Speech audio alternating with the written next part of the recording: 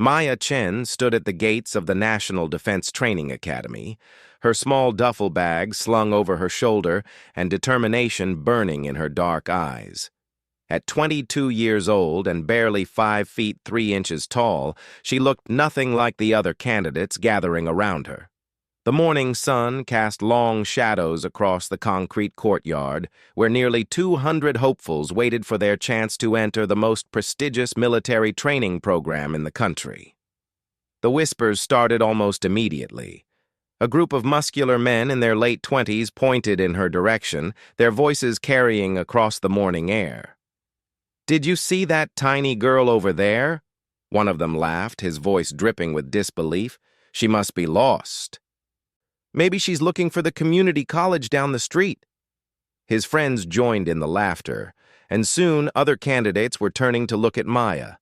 She felt their eyes scanning her from head to toe, taking in her worn sneakers, simple black t-shirt, and the fact that she looked like she could barely lift a heavy backpack, let alone compete in the most demanding military training program in the nation. Maya had heard it all before. Growing up in a small farming town outside Sacramento, she had always been the smallest kid in her class. Her parents, both hard-working immigrants from Taiwan, had encouraged her to focus on her studies rather than sports. They wanted her to become a doctor or engineer, to have the stable life they had worked so hard to provide for their only daughter. But Maya had different dreams. Ever since she was 12 years old and watched a documentary about elite military units, she knew she wanted to serve her country in a way that would push her to her absolute limits. She spent her teenage years running before dawn, doing push-ups in her bedroom, and studying everything she could find about military strategy and physical training. Her parents thought it was just a phase. Her high school classmates thought it was a joke. Even her guidance counselor had tried to steer her toward more suitable career paths when she mentioned her military ambitions during college planning sessions. "Maya, dear," Mrs. Henderson had said, adjusting her glasses and looking concerned. "Have you considered nursing? Or perhaps teaching? Those are wonderful ways to serve your community that might be more appropriate for someone with your build." But Maya had never wavered. She earned a degree in exercise science while training relentlessly on her own. She studied nutrition, anatomy, and psychology. She learned multiple languages and practiced meditation to strengthen her mental focus. Every morning before classes, she would run 10 miles through the hills surrounding her university campus. Every evening, she would spend 2 hours in the gym, gradually building strength that others couldn't see by looking at her small frame. The acceptance letter to the National Defense Training Academy had arrived on a rainy Thursday morning in March. Maya had applied along with over 10,000 other candidates from across the country. Only 200 would be selected for the initial training phase, and only 20 would ultimately graduate from the program that was designed to identify and develop the military's next generation of elite operators. Her parents had been horrified when she showed them the letter. Her father, a quiet man who had worked double shifts at an electronics factory for 20 years to support his family, had actually raised his voice for the first time Maya could remember. "You are throwing away everything we worked for," he had said in Mandarin, his face flushed with anger and worry. "We came to this country so you could have opportunities, not so you could risk your life playing soldier." Her mother had cried for 3 days straight, alternating between begging Maya to reconsider and researching everything she could find about military training accidents and casualty rates. But Maya had made her decision years ago. She loved her parents deeply and understood their fears, but she also knew that she would regret it for the rest of her life if she didn't at least try to prove that she belonged among the best of the best. Now, standing in the courtyard and listening to the continued snickers and comments from her fellow candidates, Maya felt the familiar fire building in her chest. It was the same feeling she had experienced in high school when classmates laughed at her plans, and in college when professors seemed surprised by her career goals. A tall blonde woman in her mid-20s approached Maya with a sympathetic smile. "Hey, I'm Jessica," she said, extending her hand. Don't let these jerks get to you. They're probably just nervous and taking it out on anyone who looks different from them. Maya appreciated the gesture, but she could see in Jessica's eyes the same doubt that everyone else carried.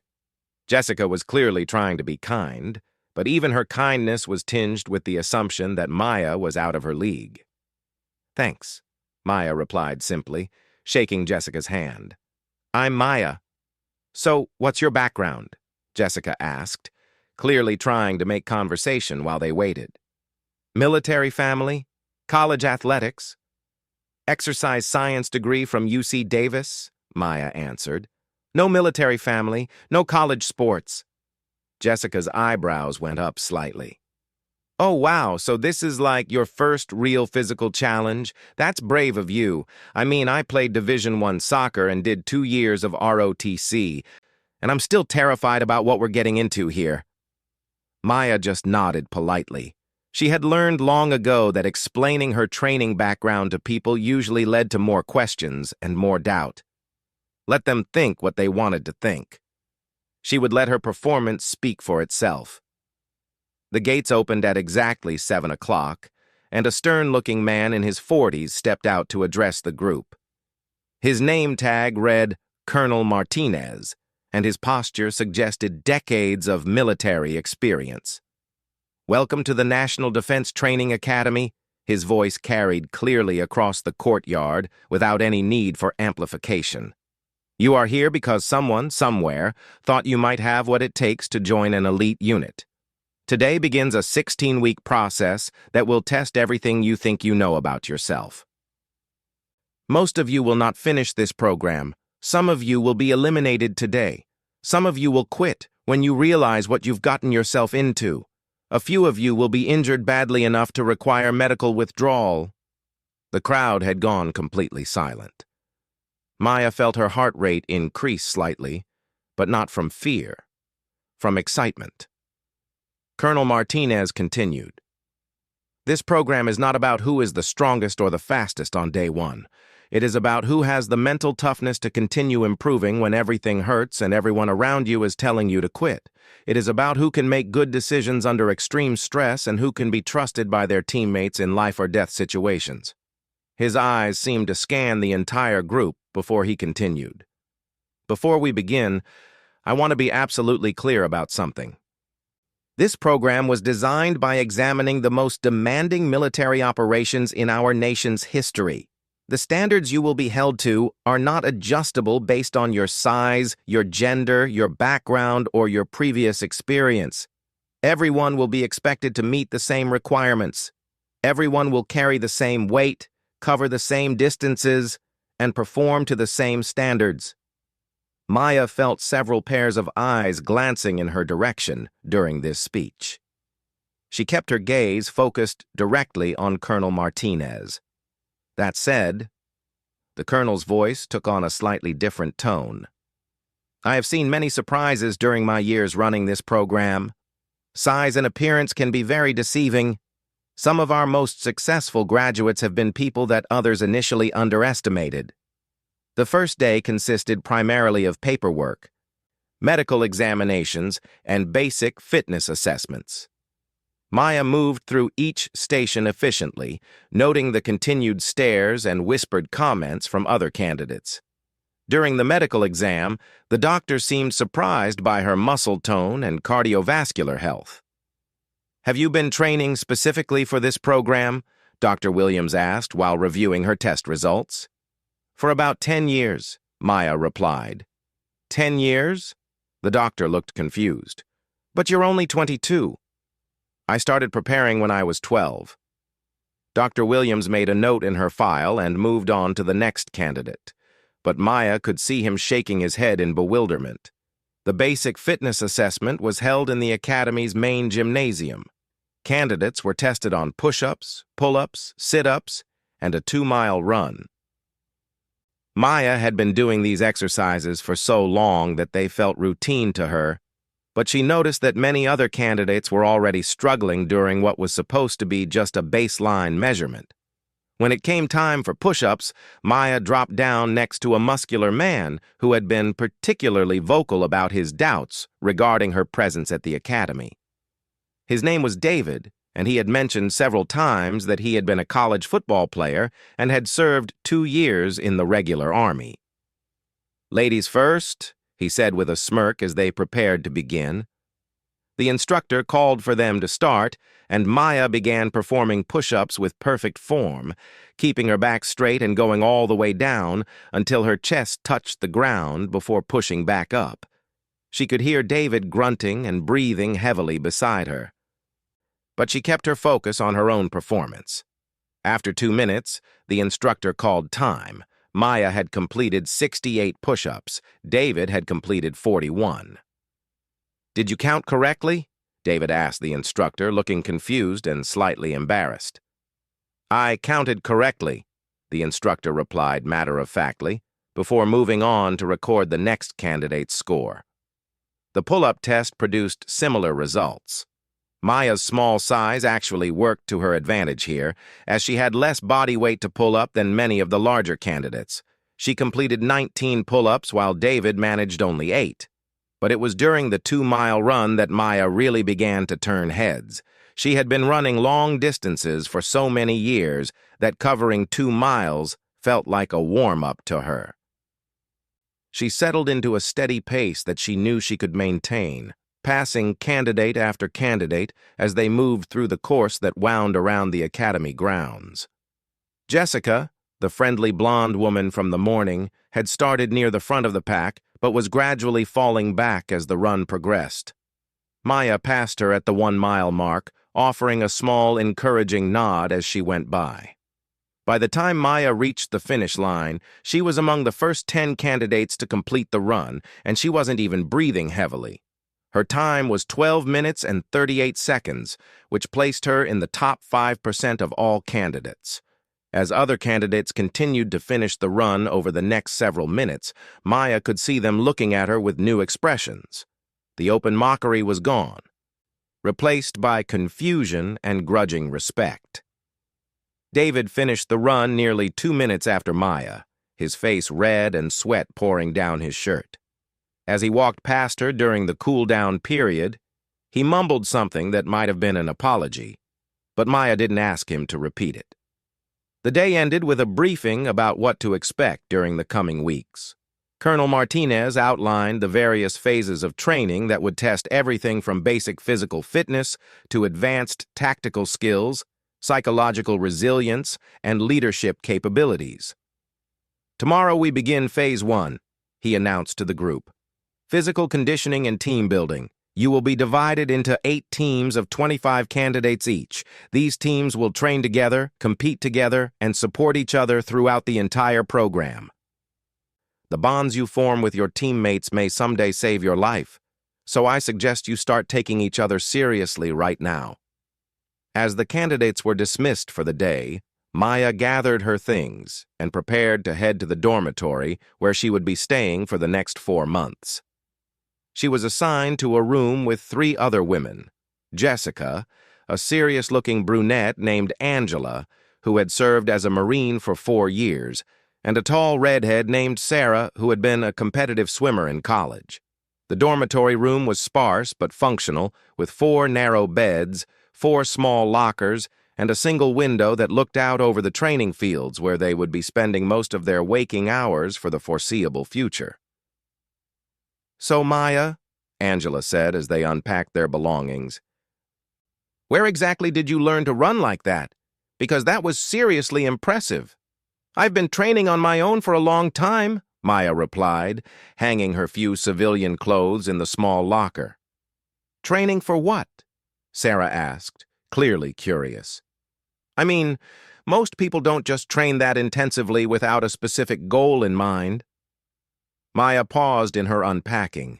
These women would be her roommates for the next several months, and she would likely be training alongside them every day. She decided to be honest. "I've been training for this program specifically since I was 12 years old. I've been running 10 miles a day for the past 6 years. I've been studying military history and strategy. I've been learning languages and practicing meditation. This isn't just something I decided to try on a whim. This is what I've been working toward my entire adult life." The room went quiet for a moment as the other women processed this information. "Holy shit," Jessica said finally. "You're like actually serious about this." Maya just smiled and continued organizing her belongings. Tomorrow the real work would begin, and she was ready for whatever challenges lay ahead. She had spent 10 years preparing for this moment, and she wasn't going to let anyone's doubts or expectations limit what she could achieve. As she lay in her narrow bed that first night, listening to the sounds of 200 other candidates settling in for the night, Maya thought about her parents back home in California. They were probably lying awake, worrying about her, wondering if they had failed as parents by allowing their daughter to pursue such a dangerous path. She hoped that someday she would be able to show them that all their sacrifices had been worth it, that the opportunities they had given her by bringing their family to America had allowed her to achieve something extraordinary.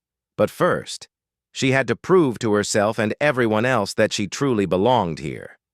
Outside her window, she could see the obstacle courses and training fields that would become her daily reality. In just a few hours, the real testing would begin. Maya closed her eyes and began the mental preparation that had become her nightly routine years ago. She visualized herself successfully completing every challenge, overcoming every obstacle, and proving that determination and preparation could triumph over any physical disadvantage. Tomorrow, she would begin the process of turning those visualizations into reality. The alarm sounded at 4:30 in the morning, cutting through the darkness of the dormitory like a knife. Maya was already awake, having trained herself years ago to wake up naturally before any alarm. Around her, she could hear the groans and shuffling of her roommates as they struggled to get moving in the pre-dawn darkness. "This is insane," Sarah muttered, fumbling around for her training clothes. "What kind of sadistic person makes people exercise before the sun comes up?" Maya was already dressed and making her bed with crisp, military-style corners. She had been awake for 20 minutes, using the quiet time for meditation and mental preparation for the day ahead. Their first team assignment was posted outside the dormitory. Team Charlie, consisting of 25 candidates who would train together for the next 16 weeks. Maya quickly scanned the list and felt her heart sink slightly. David, the former football player who had been so dismissive on the first day, was on her team. So was Marcus, another large man who had spent the previous evening loudly describing his experience in Marine basic training to anyone who would listen. The team gathered in the pre-dawn darkness outside the main training building. Their team leader was Sergeant Rodriguez, a compact woman in her 30s who looked like she could run through a brick wall without slowing down.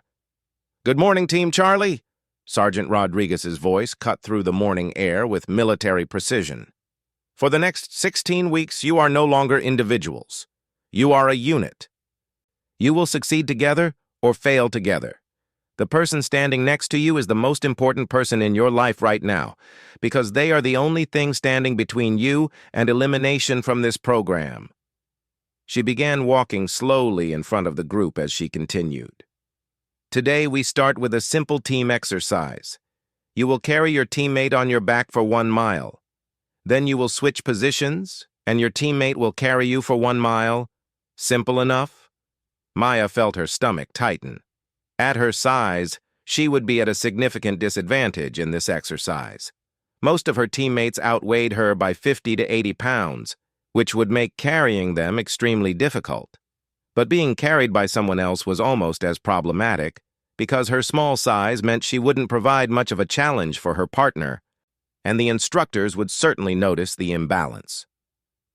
"Partner assignments are not random," Sergeant Rodriguez continued. "They are based on creating the most challenging and educational experience possible. Chen, you're with Williams." Maya looked around and realized that Williams was David, the former football player. At 6 feet 2 inches and probably 220 pounds, he was nearly twice her size. She could see other teammates glancing back and forth between them with expressions ranging from sympathy to amusement. David walked over to where Maya was standing, his face unreadable. "Look," he said quietly, "I know this seems unfair. How about I carry you first, and then we'll figure out the rest as we go?" It was a generous offer, and Maya could see that he was genuinely trying to be helpful. But she also knew that accepting special treatment would undermine everything she was trying to accomplish. "Thanks, but no," she replied. "I'll carry you first." David's eyebrows shot up. "Maya, I outweigh you by probably 80 pounds. There's no way." "Let's find out," Maya cut him off, turning around and crouching down so he could climb onto her back. The other teammates had stopped their own preparations to watch this interaction. Maya could feel their eyes on her as David reluctantly positioned himself on her back. The weight was tremendous, far more than anything she had ever attempted to carry before. For a moment, she wasn't sure she would even be able to stand up, but Maya had spent years building functional strength that wasn't visible to casual observers. Her legs, core, and back had been conditioned through thousands of hours of training with weighted packs, sandbags, and other unconventional equipment. She took a deep breath, engaged her core muscles, and slowly stood up. The weight was staggering, but it wasn't impossible. Maya took her first step forward, then another. David remained perfectly still on her back, clearly trying to make the task as easy as possible for her. "Holy shit," she heard Marcus whisper to another teammate. "She's actually doing it." The first quarter mile was the hardest. Maya's legs burned with every step, and she could feel sweat beginning to pour down her face despite the cool morning air. But as her body warmed up and her muscles settled into the rhythm of the movement, she found that she could maintain a steady, if slow, pace. David remained silent during the carry. But Maya could sense his amazement at what was happening. She focused on her breathing, keeping it steady and controlled, and on her mental mantras that had carried her through countless difficult training sessions over the years. At the half-mile mark, Maya was still moving forward steadily. Other partnerships had passed them, but she was maintaining progress and hadn't shown any signs of collapse that everyone had expected. Behind them, she could hear Sergeant Rodriguez jogging alongside and calling out observations to other instructors who were monitoring the exercise. "Outstanding mental toughness," she heard Sergeant Rodriguez say into her radio. "She's about half his size and she's been carrying him for 30 minutes without stopping." By the 3/4-mile mark, Maya was deep in what athletes call the pain cave. Every muscle in her body was screaming, her lungs felt like they were on fire, and her vision had narrowed to just the path directly in front of her feet. But her mind remained clear and focused. This was just like the training sessions she had put herself through countless times over the past 10 years, except now she had an audience. When they finally reached the 1-mile marker, Maya carefully lowered David to the ground. Her legs were shaking, and she had to lean against a nearby tree for a moment to catch her breath. But she had completed the carry. "Jesus Christ, Maya," David said, his voice filled with genuine respect. "I had no idea you were that strong. That was incredible." Around them, other team members were finishing their carries and beginning to switch positions. Maya could see them looking at her with new expressions. The doubt and amusement were gone, replaced by something that looked like admiration. Now it was David's turn to carry Maya. This should have been the easy part, given their size difference. But Maya could see that David was already tired from being carried for a mile, and she was concerned about becoming dead weight that would slow down their overall time. "I'll try to help however I can," Maya said as she climbed onto David's back. "Let me know if you need me to adjust my position or anything." David was strong, and carrying Maya was indeed much easier than the reverse had been. They were able to move at a jogging pace for most of the return mile, passing several other partnerships that were struggling with their own carries. When Team Charlie finally assembled at the finish point, Maya realized that she and David had finished in the middle of the pack for overall time, despite her initial disadvantage. More importantly, every member of the team was looking at her differently than they had just 2 hours earlier. The training day was far from over. After a brief break for breakfast, Team Charlie was introduced to the obstacle course that would become a daily part of their routine. The course consisted of 20 different obstacles designed to test climbing, crawling, jumping, and problem-solving skills under physical stress. The first obstacle was a wall that stood 12 feet high with no handholds or footholds. Teams were required to get every member over the wall, and they were not allowed to use any equipment except their own bodies. Maya's team quickly developed a strategy where the larger members would boost smaller members up to the top of the wall, where they could then help pull others up from above. It was a logical approach, except for one problem. Maya was so small that even when she was boosted to the top of the wall, she didn't have the upper body strength to pull up the heavier team members. "This isn't working," Marcus said after Maya had failed to pull him up for the third time. "Maybe we need a different approach." Maya could see the frustration building among her teammates. Other teams were moving through the obstacle more efficiently, and Team Charlie was falling behind. "Let me try something," Maya said, studying the wall from different angles. She had noticed that there were small irregularities in the concrete surface that were barely visible, but might provide just enough grip for someone with very precise climbing technique. While her teammates watched in confusion, Maya approached the wall and began climbing it directly, using tiny imperfections in the surface that no one else had noticed. Her rock climbing training from college was finally paying off in an unexpected way. It took her nearly 5 minutes to climb the wall using this technique, but when she reached the top, she was able to drop a rope down to her teammates that she had been carrying in her pack. One by one, the rest of Team Charlie climbed the rope to join her at the top. "How the hell did you see those handholds?" Jessica asked as they prepared to tackle the next obstacle. "I was staring at that wall for 10 minutes and it looked completely smooth to me. I used to rock climb in college," Maya explained. "You learn to see things that aren't obvious at first glance." The next several obstacles played more to Maya's strengths. Her small size allowed her to crawl through tunnels faster than larger team members. Her endurance training meant she could maintain performance even as others began to tire. And her careful study of physics and body mechanics helped her find efficient solutions to challenges that others were trying to overcome through pure strength. But it was during the rope climbing portion of the course that Maya truly surprised everyone. The rope extended 40 feet into the air, and candidates were required to climb to the top and ring a bell before descending. Most of her teammates struggled with this obstacle, using tremendous amounts of energy and taking several minutes to complete the climb. Maya approached the rope and began climbing, using a technique that she had perfected during years of training. Instead of relying primarily on her arms like most people, she used her legs to grip the rope and push herself upward, making the climb look almost effortless. She reached the top and rang the bell in less than 30 seconds. "Where did you learn to do that?" David asked when she reached the bottom. "YouTube," Maya replied with a small smile, "and about 1,000 hours of practice." The obstacle course became a daily routine, and Maya's contributions to Team Charlie's performance grew more valuable with each repetition. Her teammates began asking her for advice on technique and strategy, and she could see their respect for her growing each day.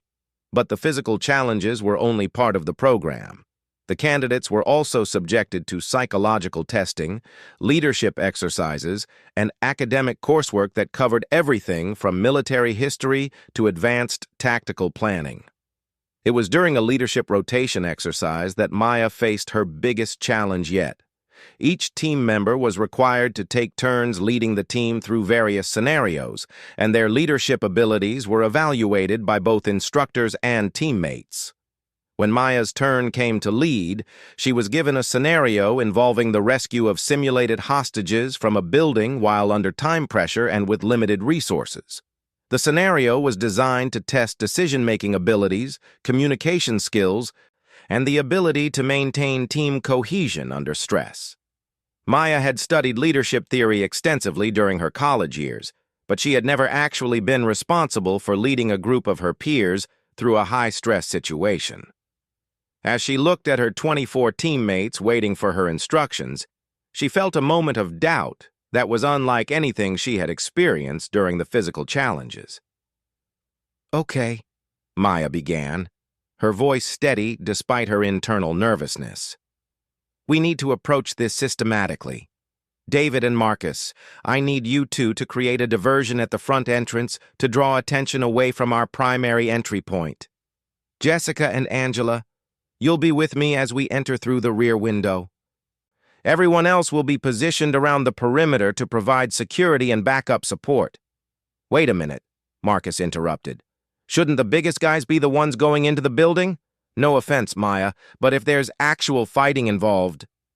Maya had anticipated this objection. "The window we're entering through is only 18 inches wide. David and Marcus can't fit through it. Jessica, Angela, and I are the only ones small enough to make entry that way, and it's the only approach that gives us the element of surprise." She could see her teammates thinking through the logic of her plan. It wasn't the most obvious approach, but it made tactical sense given the constraints of the scenario.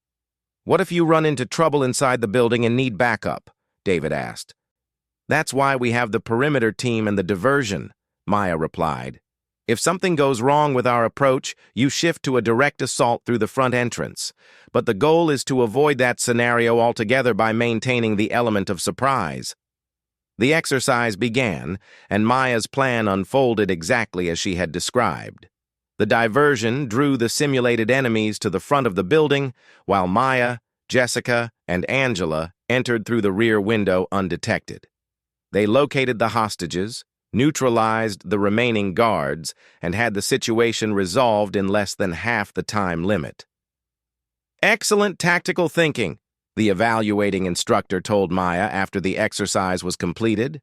"You identified the optimal solution given your available resources, and you executed the plan flawlessly. Your teammates trusted your judgment and performed their roles perfectly." But Maya could see that her success as a leader had created a new dynamic within the team. Some of her teammates, particularly Marcus, seemed uncomfortable with the idea of following orders from someone they still perceived as the smallest and least imposing member of the group. This tension came to a head during the third week of training, during an exercise that required the team to carry a 200-pound log over a 5-mile course while navigating various obstacles.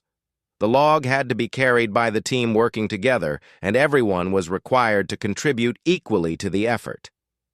"Look, Maya," Marcus said during a brief rest stop halfway through the course, "I know you're trying hard, but you're just not pulling your weight on this exercise. The rest of us are having to compensate for your size, and it's slowing us down." Maya could see other teammates looking uncomfortable with Marcus's bluntness, but she also knew that there was some truth to what he was saying. Despite her best efforts, she simply couldn't contribute as much raw lifting power as the larger team members. "You're right," Maya replied, surprising everyone with her direct agreement. "I can't lift as much as you can, but I can do other things." She pointed ahead to the next obstacle, which was a water crossing where the team would need to get the log across a stream without dropping it or getting it wet. "I'm the only one who's small enough to get across that stream quickly and set up a rope system on the other side. While I'm doing that, you guys can rest and recover your strength for the final push to the finish line." It was a practical solution that played to everyone's strengths, and the team executed it successfully. Maya's rope system allowed them to move the log across the water efficiently, and the brief rest period helped the larger team members recover enough energy to finish the course at a strong pace. But more importantly, the exercise had established a new understanding within the team about how Maya could contribute most effectively. She wasn't going to be the strongest member, but she could be the most strategic and resourceful. As the weeks passed, Team Charlie began to develop a reputation among the instructors as one of the most cohesive and effective units in the program. Their success in team exercises was increasingly built around strategies that maximized everyone's individual strengths while compensating for their weaknesses.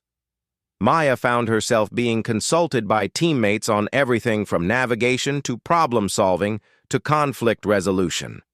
Her careful study habits and analytical approach to challenges made her a valuable resource during the academic portions of the program, and her teammates began seeking her help with coursework and exam preparation. "You know," Jessica said one evening as they were studying for an upcoming test on military communications, "when I first saw you on that first day, I thought you were going to wash out before the end of the first week. Now I can't imagine this team without you." "Thanks," Maya replied, looking up from her textbook. "But I'm not done proving myself yet." Indeed, Maya knew that the most challenging portions of the program were still ahead. The final month would include the ultimate test that determined which candidates would graduate and earn placement in elite units. Everything they had done so far was just preparation for that final evaluation.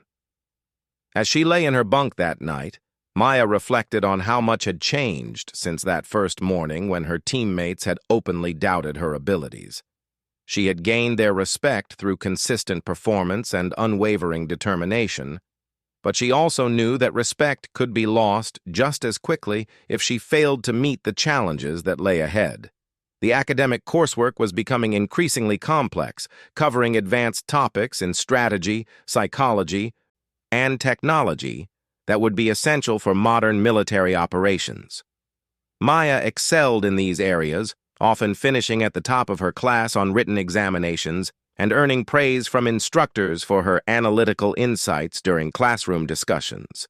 But she also knew that academic success would mean nothing if she couldn't maintain her physical performance as the training became more demanding.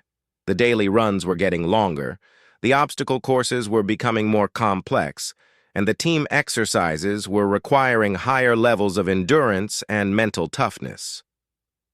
During the 8th week of training, Maya faced her most serious challenge yet, when she developed a stress fracture in her left foot during a particularly grueling 20-mile march with full packs.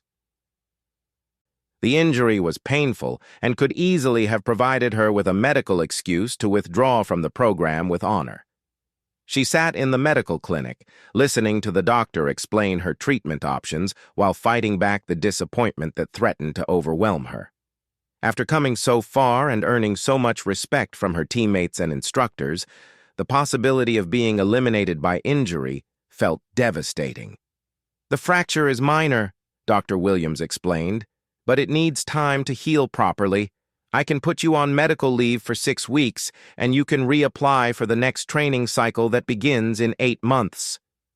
Maya stared at the X-ray image showing the hairline crack in her foot bone. 8 more months of waiting, starting over with a new group of candidates who would once again underestimate her.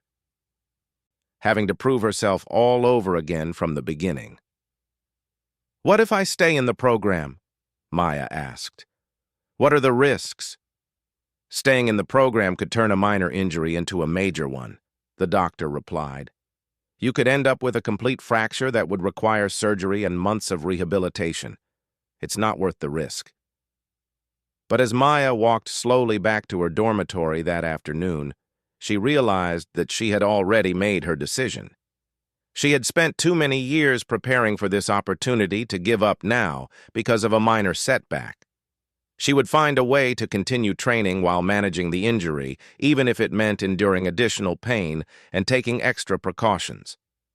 That night, she told her roommates about the injury and her decision to continue with the program.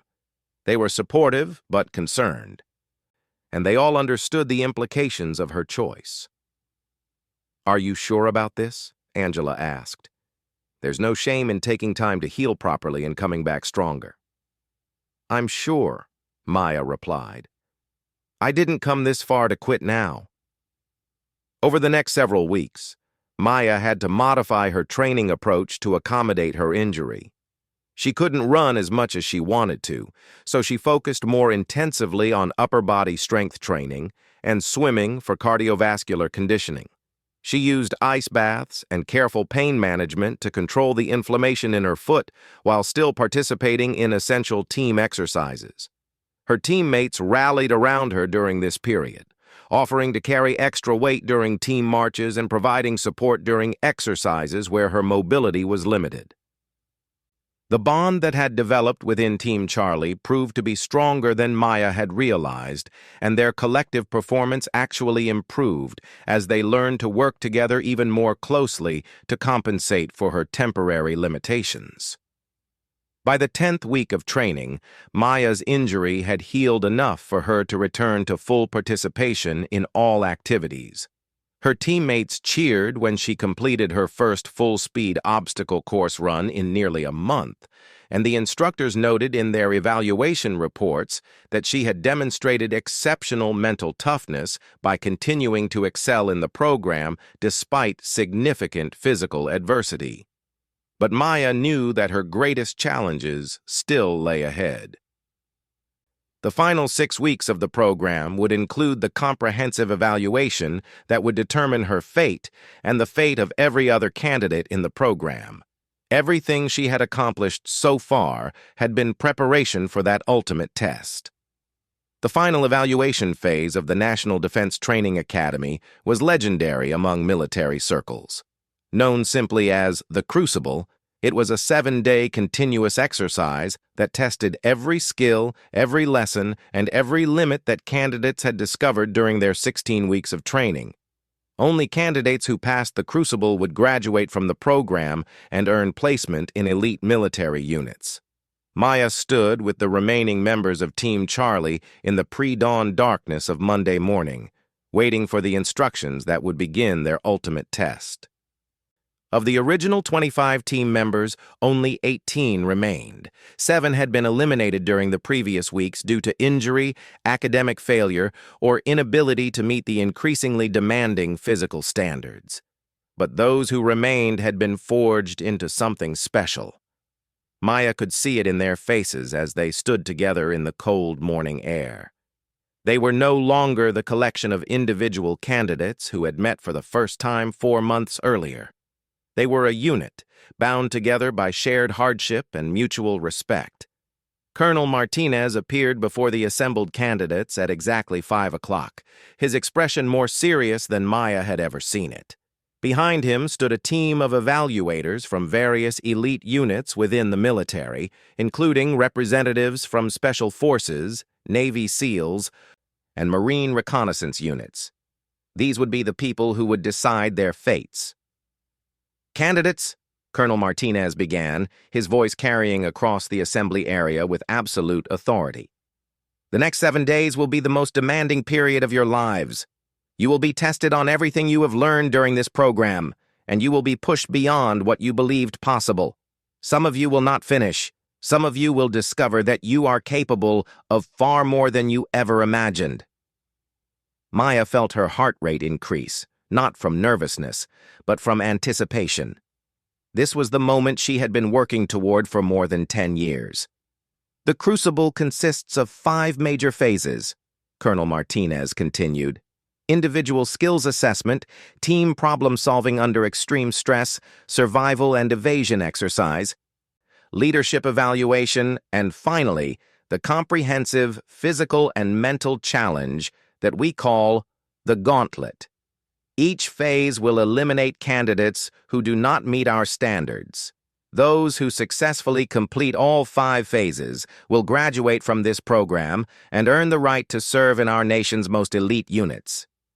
He paused and looked directly at the remaining candidates. "I want to be clear about something. The standards you will be held to during the Crucible are not the same as the training standards you have been meeting for the past 4 months. They are higher, significantly higher. They are based on the actual performance requirements of real-world elite military operations." Maya could see some of her teammates shifting nervously, but she felt perfectly calm. She had always known that the real test would come at the end, and she was ready for it. The first phase began immediately after the briefing. Individual skills assessment meant that each candidate would be tested alone on marksmanship, navigation, combat skills, and problem-solving under pressure. Maya moved through each station methodically, drawing on years of training and study. At the marksmanship range, she fired a perfect score with both rifle and pistol, something that surprised even the evaluating instructors. Her countless hours of practice and study of ballistics principles had given her shooting skills that exceeded those of many candidates with extensive military experience. "Outstanding performance," the range instructor noted as Maya finished her session. "Where did you learn to shoot like that?"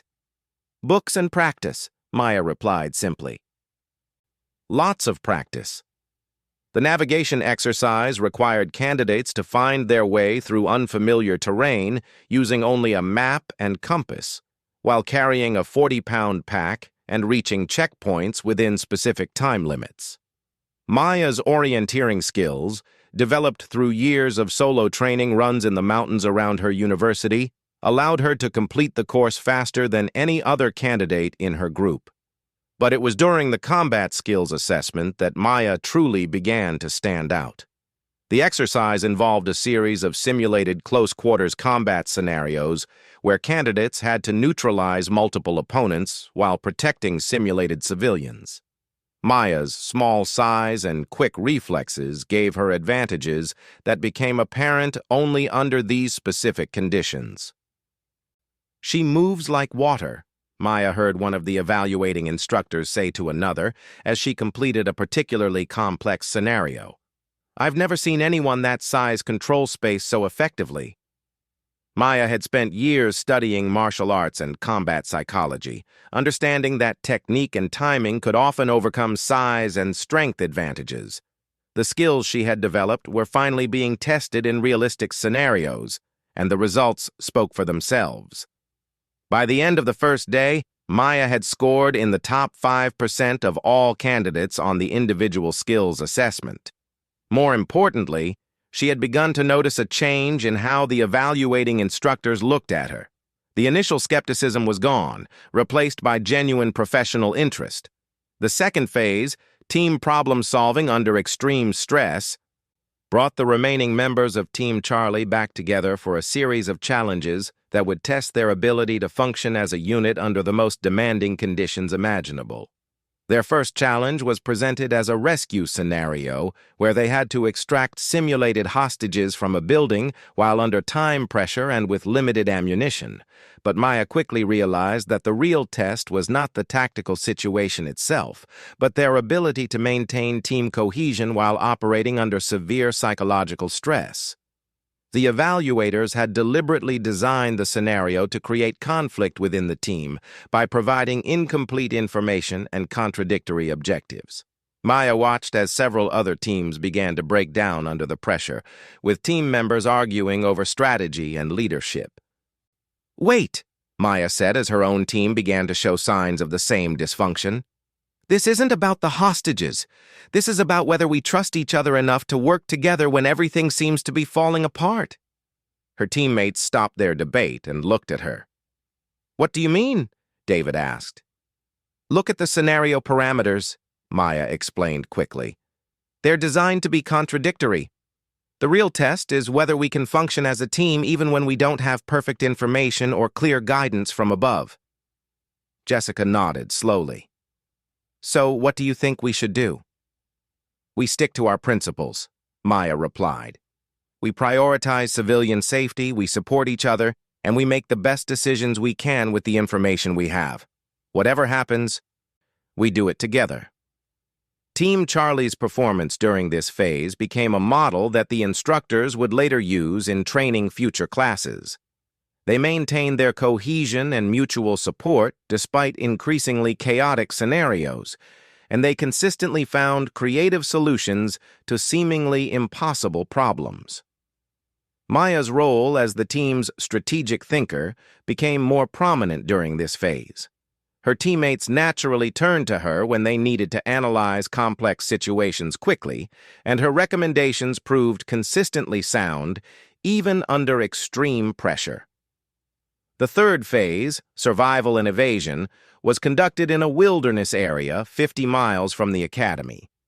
Candidates were given minimal equipment and required to survive for 3 days while evading capture by instructor teams using helicopters, dogs, and advanced tracking equipment. Any candidate who was captured would be eliminated from the program immediately. Maya's small size and careful study of survival techniques made her exceptionally well-suited for this challenge. She had spent years learning about wilderness survival, not because she expected to be stranded in the woods, but because she understood that mental toughness and resourcefulness were skills that applied to every aspect of elite military operations. While other candidates focused on trying to move quickly through the wilderness, Maya took a more methodical approach. She found a well-hidden position near a water source and settled in to wait out the 3 days, leaving only when absolutely necessary to gather food or adjust her position for security reasons. Her strategy proved successful. While nearly 30% of the remaining candidates were captured during the survival phase, Maya remained undetected for the entire 3-day period. When the exercise ended and candidates were told to report to the extraction point, Maya emerged from her hiding place less than 200 meters from where 2 different search teams had passed multiple times without detecting her. "How did you stay hidden for 3 days in such a small area?" one of the evaluating instructors asked as Maya reported for debriefing. "I studied the patterns of the search teams and positioned myself where they were least likely to look thoroughly," Maya explained. "Most people assume that good hiding places have to be far away from where searchers are operating, but sometimes the best place to hide is right under their noses." The 4th phase, leadership evaluation, required each remaining candidate to take command of a mixed team consisting of their fellow candidates and experienced military personnel, and to lead them through a complex multi-day operation. Maya's turn came on the final day of this phase, and she was given what the evaluators described as the most challenging scenario they had ever used. Her mission was to plan and execute a simulated raid on a heavily defended compound, using limited resources and operating under severe time constraints. The scenario was designed to test every aspect of leadership under pressure, including strategic planning, tactical execution, crisis management, and the ability to inspire confidence in subordinates.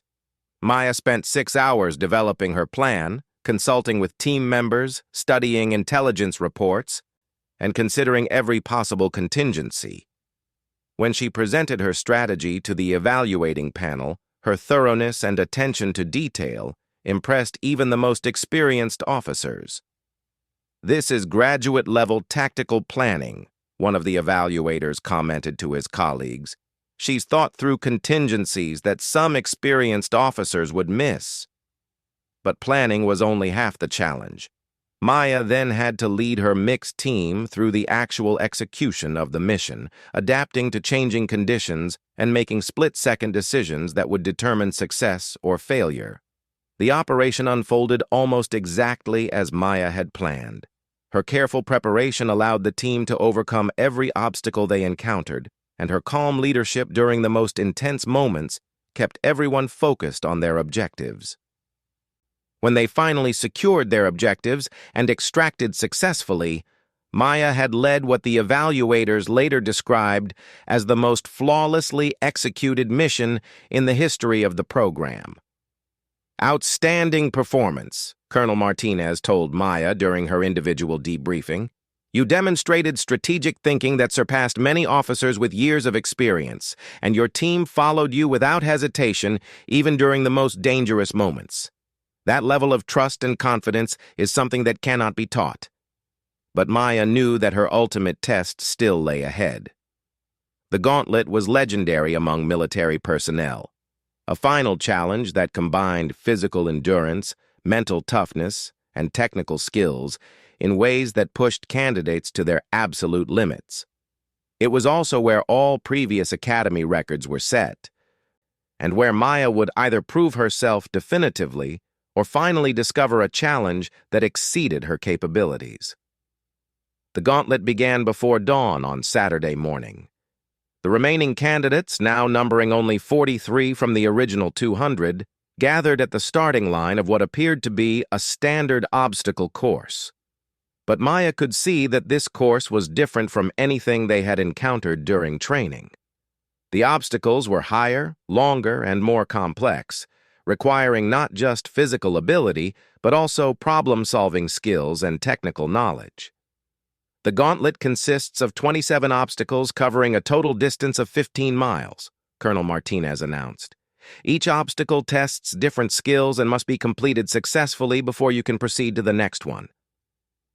The current course record is 4 hours and 18 minutes, set by Captain Sarah Mitchell in 2018.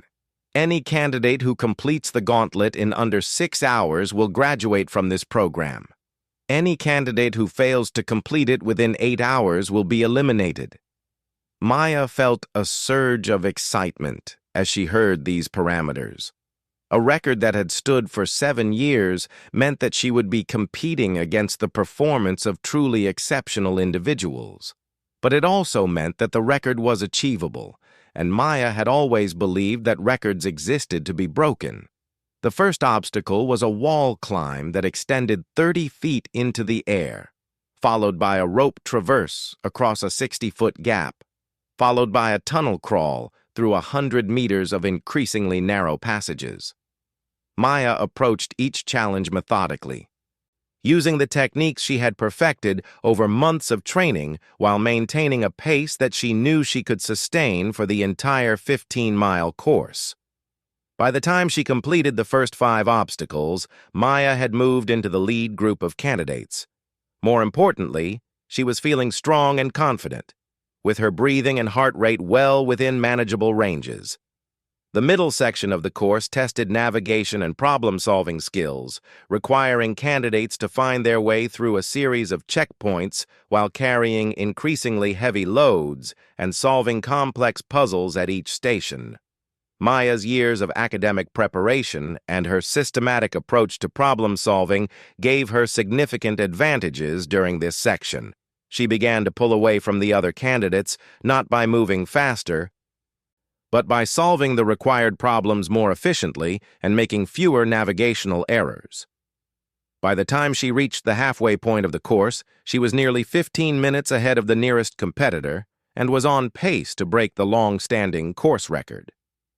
The final section of the gauntlet was designed to test candidates when they were already exhausted from hours of continuous effort. The obstacles became more technically demanding, requiring precise movements and careful decision-making even when physical and mental fatigue were at their peak. Maya could feel the effects of 7 hours of continuous exertion, but her mind remained clear and focused. This was the state she had trained herself to achieve during thousands of hours of preparation over the past decade. Her body might be tired, but her mental toughness was unshaken. As she approached the final obstacle, a complex rope and pulley system that required candidates to lift themselves and a 50-pound weight to a platform 40 feet above the ground, Maya realized that she was going to finish the gauntlet significantly faster than anyone had expected. The pulleys and ropes required precise technique to operate efficiently, and Maya's careful study of physics and mechanical systems allowed her to complete the obstacle quickly and smoothly. As she pulled herself and the weight up to the final platform, she could see the finish line and the timing clock that would record her performance. Maya crossed the finish line of the gauntlet with a time of 3 hours and 42 minutes, shattering the previous record by 36 minutes. As she stood at the finish line, breathing heavily but still strong, she could see the amazement in the faces of the evaluating instructors. "Unbelievable," Colonel Martinez said as he checked and rechecked the timing equipment. "That's not just a new course record. That's a performance that exceeds what we thought was physically possible for this course." But Maya wasn't finished yet.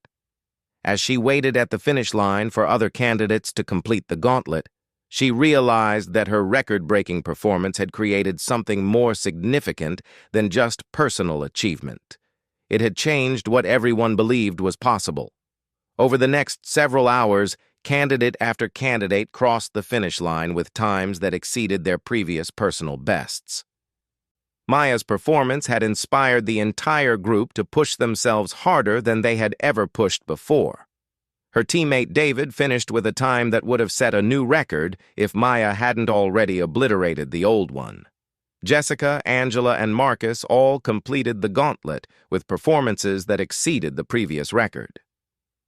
"I've never seen anything like this," one of the evaluating officers told Colonel Martinez as they watched the unprecedented performances. "Her example is elevating everyone around her. That's not just physical ability or mental toughness. That's leadership." When the final results were announced, 31 candidates had successfully completed the gauntlet and earned graduation from the program.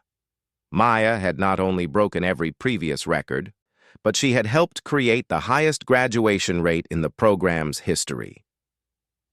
The graduation ceremony took place the following week, with families and dignitaries gathered to honor the newest graduates of the National Defense Training Academy. Maya's parents had flown in from California, their faces showing a mixture of pride and amazement at what their daughter had accomplished.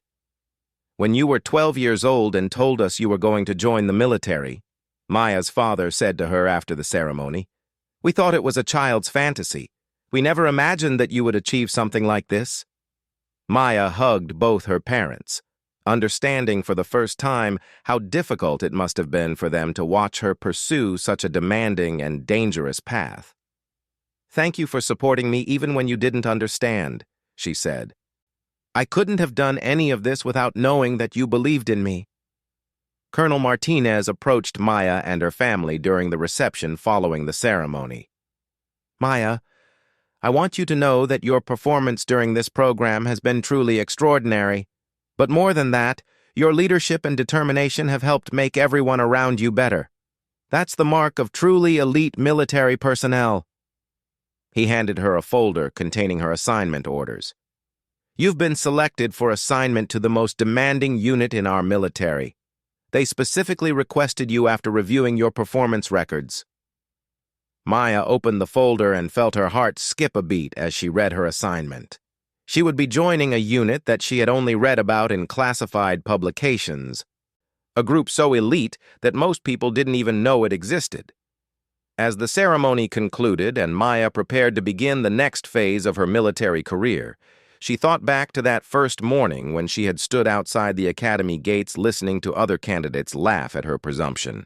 She had proven that determination and preparation could overcome any physical disadvantage, but more importantly, she had discovered that her greatest strength was her ability to inspire others to exceed their own expectations. The young woman they had all underestimated had not only crushed every elite force's record, but had redefined what was possible for everyone who followed in her footsteps. Maya's journey was just beginning, but she had already proven that the most dangerous person to underestimate is the one who has spent years preparing for the moment when they get their chance to prove themselves. Years later, when new candidates arrived at the National Defense Training Academy and began their own journeys toward elite military service, they would hear stories about the record-breaking performance of a small woman who had changed everything anyone thought they knew about what determination and preparation could achieve. Maya's name would become legend, not because of her size or her background, but because she had proven that the most important battles are won in the mind long before they are fought on any physical battlefield.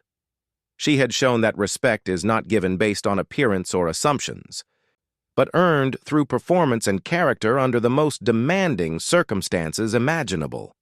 The girl they had laughed at had become the standard by which all future candidates would be measured, and her legacy would inspire countless others to pursue their own impossible dreams with the same unwavering determination that had carried her from a small farming town in California to the very pinnacle of military excellence.